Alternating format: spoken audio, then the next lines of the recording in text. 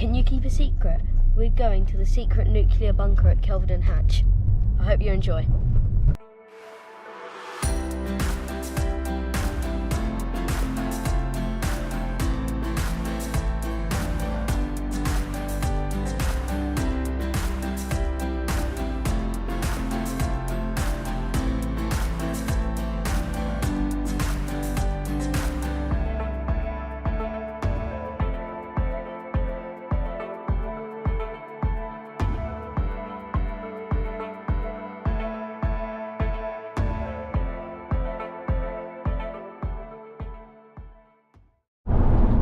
The Dartford Tunnel, and we've got a Mustang supporting us. Anyway, yes, we are approaching the Dartford Tunnel. I feel like a news reporter now. In a quarter of a mile, use the right 2 lanes to turn slightly right to stay on A282. And now we queue. What makes you laugh though is you're queuing, and yet the whole purpose of them taking away the barriers and making it auto-tolled or whatever it is, which so that this didn't happen. They were wrong. We now wait. Oh no, never mind.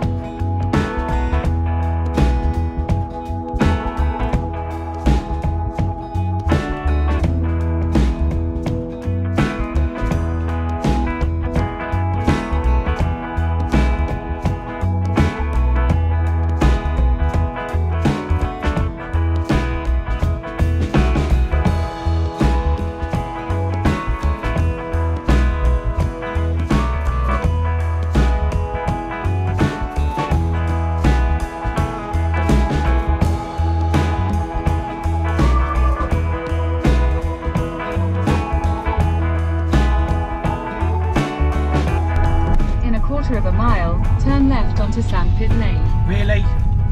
My car is clean. Let me know.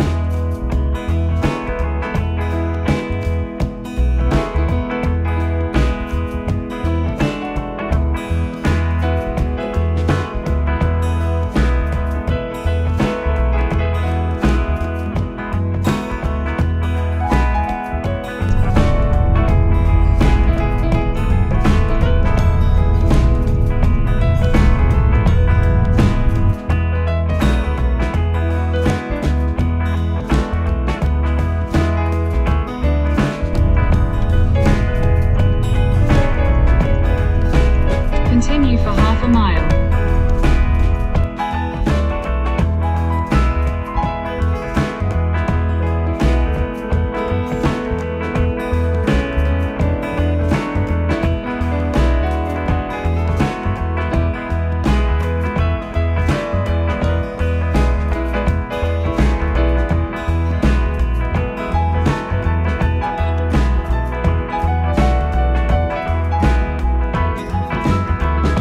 My brother can find the park anywhere, literally.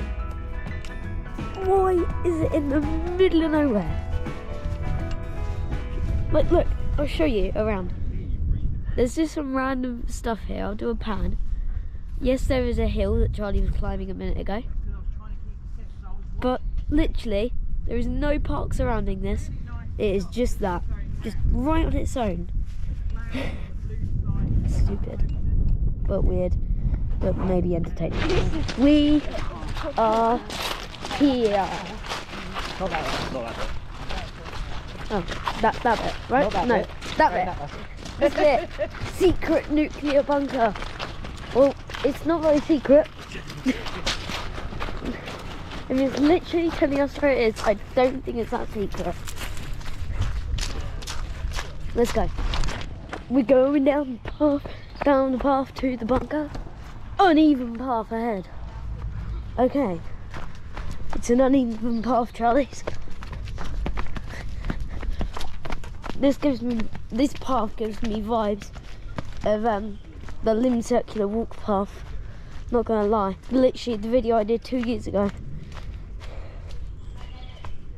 If you want, you can have a look at it, but that was 2 years ago.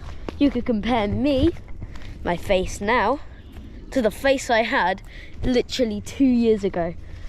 I know it's not too much different, but listening to the voices, they can be different. Like, they really can. I don't know. Don't need to film that. Information for people if they're coming here.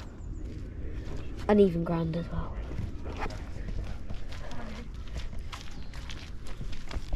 Let's go. This is the entrance to The secret nuclear bunker. exactly. Doesn't look like a bunker. No, That was the whole point. it's it look a like? bungalow in the middle of the woods. Yeah. That was the whole point. Oh, look at The that. enemy couldn't see it. Is that Yep. a car tank or a tank? Just say keep off, don't touch. Yeah, it does. What's it say It there? has tracks. 1972 Active Fisher ST4 snow track. That's driven by a Volkswagen. Oh, it's got a Beetle engine. Volkswagen Beetle engine. Nice. There you go. The drive is by a modified gearbox using a variable pulley system of belts, chains and gears. There you go. There are your tracks for when you're on the snow. I did wonder if it was like a tank or a car, or one combined in both.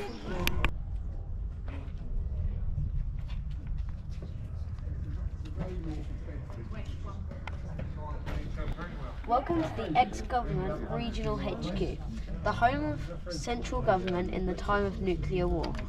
What you see before you is the guardhouse defending the entrance to the massive 3-level bunker designed to house up to 600 personnel from scientists to Prime Minister.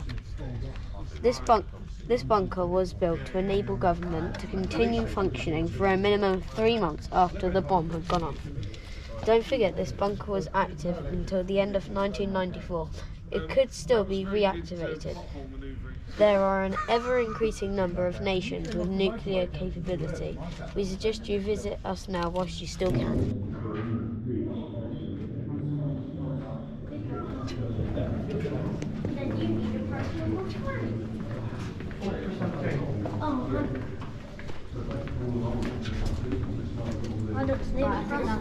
Adult ones, please press 3, then play and keep walking down the tunnel. Guess what?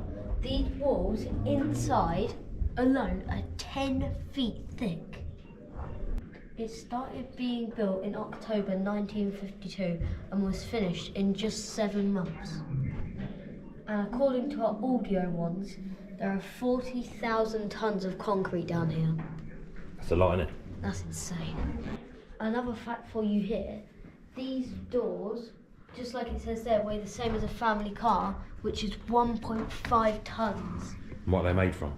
They're made from tank metal, so like it said in our things here, it should be able to stop a blast. Nuclear blast. Yeah.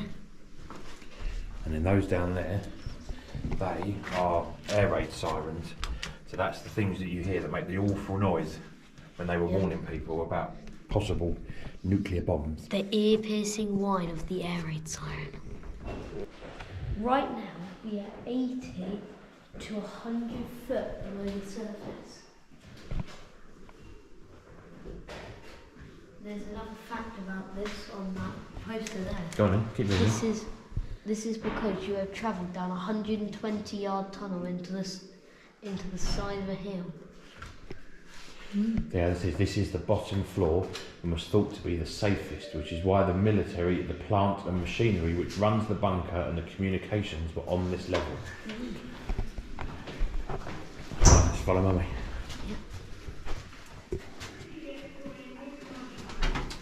Number 4 for the children. Yeah. Oh, number 4.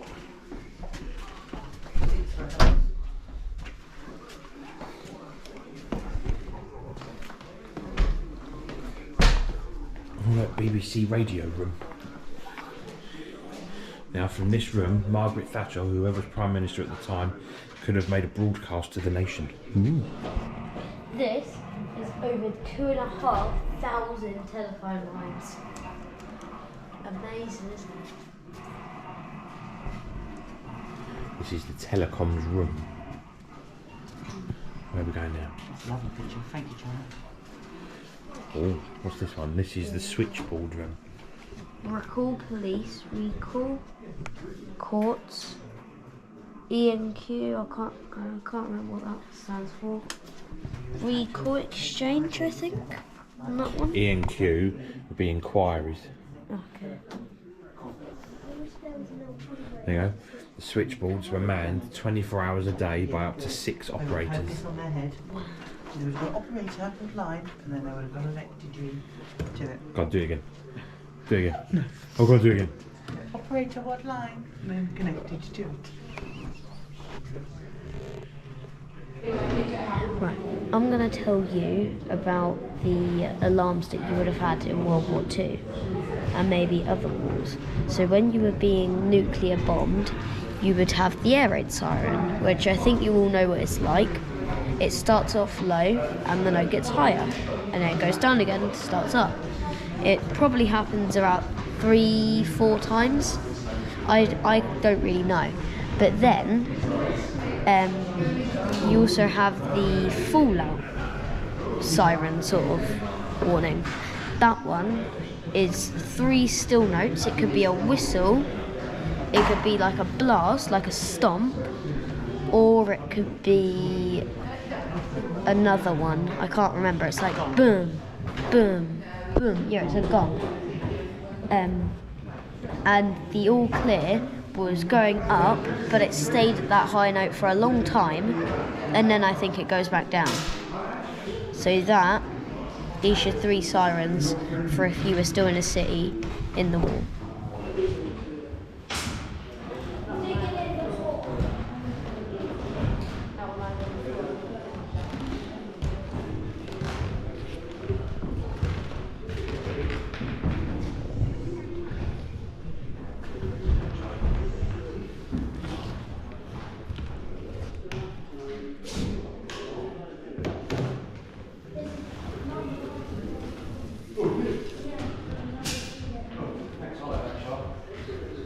Oh, go get the stuff.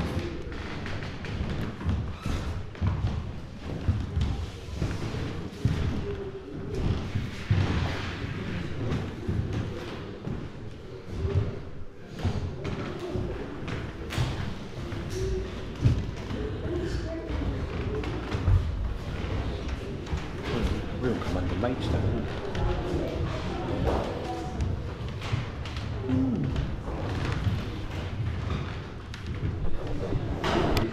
So what do you think is so far down here? It's really nice. It's impressive how big it is though, right? Yeah, I can still remember what those doors were like. Those 1.5 ton doors. Like nothing would be able to probably move that except for like cars and motorised transport. You've got all these plotting boards. Yeah. They're all lit up, so then I think you probably get like a marker pen on these and you mark where they were going, and then you rub it off once it's done, and you could turn the lights off, which meant if they ever did discover and they didn't bomb because they wouldn't see our plans, if you turned the lights off they wouldn't be able to see. Yeah. Right, you're right. And it's now that I'm seeing a lot more about like World War II and stuff, I'm a little bit more creeped out of wanting to be in the actual scene. I didn't What it think would have been like it would have on been that alright. time. Yeah, I'm like, I kind of want to be evacuated now. You want to be evacuated. Yeah. I don't want to be involved. But if I could be with my mum and my dad, and you know, that would be nice. Yeah, fan alarm. Right here is where, like, how they would have lived. So you've got the beds here, which they would sleep on. They'd be bunk beds. You've got people here. I don't really know what they're doing, but they're probably doing something to do with war. You've got a clock there, which will probably be an alarm clock, and there's a dial up there, which I'm not very sure is about. So this could all do to war stuff and other things like that. This looks a little bit like a motor to me, which maybe could have been like a generator that they were using for their power for just here. And then they've got an oil lamp there. So they would have been at that desk, they would have been in those beds. Interesting. So, this is air filters and these suck in. So on a normal purpose, this one here would suck in all of your normal air and pump it around through those pipes. But in case of fallout, where we have all of this dirty stuff going around, this one would suck in and that one would be turned off. All of these 16 filters, yes there are 16, would filter up the air. It would go down this pipe and then get pumped around.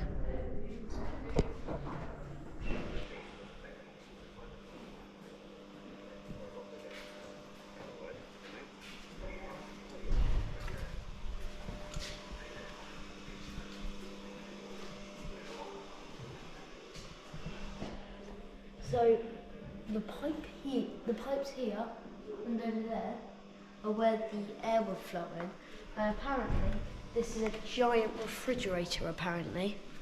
And also over here, apparently there's this fan I think. Apparently it can replace the whole bunker's air in just about 2 minutes. It's amazing. And it is all still operational, isn't it? Yeah, except for one thing. We can't quite find out what it is. We think it's that, which is in pieces, but apart from that, all of it still works. Here is the middle floor for government and civilians, and we've got these 3 rooms. 203 is commissioner, and then 204 is principal officer. These almost look the exact same. It also has a Nerf bullet on the floor. Right down there. I don't know if they had Nerf back then, but hey. And then this one is the Prime Minister. There's old Maggie Thatcher there in her bed, look. God rest her soul. So, quite a long time ago, around here where this line is, inside there wasn't a floor. So between those 4 pillars. Yeah, because there was a map down below and they wanted to be able to see it. But only in the last few years of this bunker's service, they put a floor in to make it what it is, like an office space. Yeah, there's another interesting thing here as well, look. That bag in there, says there, this bag contains the actual anti-terrorist survival kit from the ex-UK Prime Minister David Cameron's car. So there you go, so the Prime Minister used to have that bag in his car all the time in case of a terror attack. Yeah, so literally this whole area here would have had no floor in it. Yeah. All in between this white line. I'm guessing there would have been a fence. I would have thought so. If there wasn't a fence, that wouldn't be very safe. No. So this room is called the Common Services Room, and it has a lot of things like stationery, pencils and pens and things like that. They said that before you could get a new pencil, you had to bring back your pencil stub, which was the end of your pencil, before they actually allowed you to have a brand new one because of rationing. And they give you a metal tube that go over the bottom end of the pencil, so you could use it right the way down to the nub. And here is the sick bay, which you would use, of course, for your sick people. Like a little mini hospital. Yeah. Ooh, that one's a little head damage. Hope he's alright.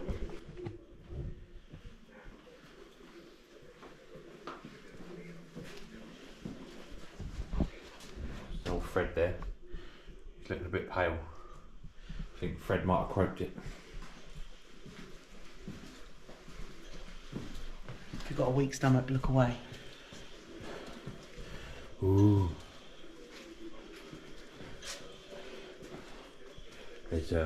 There's John. Watch him.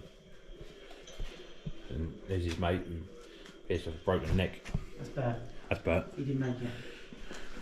Oh, Sheila over there, she don't look too good either. Oh, have you seen her x-ray? Mm. Oh, it's nothing like spacious accommodation. I can fix it. Do you know what though? Still tidier than Charlie's bedroom.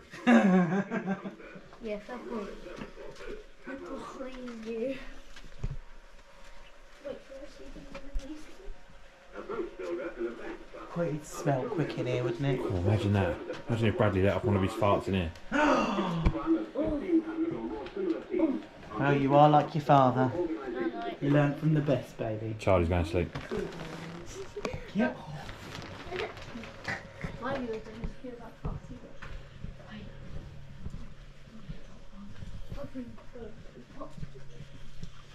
Makes them 19 up here. Nothing like giving you a vote of confidence when you're in the sick bay. See a coffin in it. So, like it says here, we have well, we don't have, but there's a 24,000 gallon tank up on the roof of this. And that gives everyone just half of a gallon of water each day that lived in the bunker. So that is about 2.5 litres that you'd be able to use each day. Blimey. So, Not a lot. yeah, and you'd probably be at least drinking about a litre of that each day. At least. So you wouldn't wash often then? No. You'd save up your water, wouldn't you? So, with the male dormitories, this is one of the dormitories, but in the first life there were no living quarters in the bunker. But then they filled up everywhere they could with beds, and there was also something called hot beds. Every man, and maybe for the women too, got 8 hours of sleep and then they'd swap out for another person. Literally every bit of space is filled up. This is the female dormitory. Yes. Is it? Well, more mirrors, so it must be. Cheek. So we've reached the end of the tour and we're about to leave, but they had to make this exit for fire regulations, and this shows how thick this wall is. Very interesting. It's like you're running through a tunnel. Teleportation tunnel.